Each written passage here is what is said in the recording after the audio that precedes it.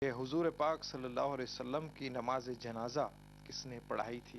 یہ نبی کریم صلی اللہ تعالی علیہ وآلہ وسلم کے خصائص میں سے ہے آپ کے کہ کسی نے آپ کی نماز جنازہ نہیں پڑھائی، بلکہ احادیث کریمہ میں آتا ہے کہ صحابہ کرام رضوان اللہ تعالی علیہم اجمعین جوق در جوق آپ کے حجرہ مبارک میں داخل ہوا کرتے تھے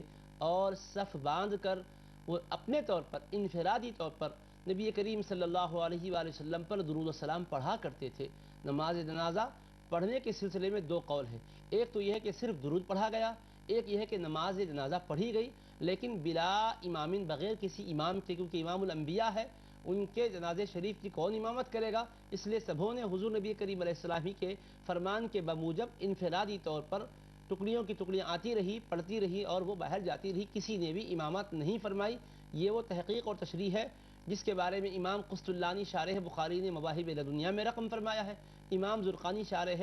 مواہب زرقانی میں بھی اس کو بیان کرتے ہیں، اور سبل الہدی والرشاد نامی سیرت طیبہ کی علامہ صالح شامی کی نہایت معتبر 14 جلدوں پر مشتمل محققانہ انداز کی کتاب ہے، اس میں بھی انہوں نے یہی تحقیق کا عطر مجموعہ پیش کیا ہے۔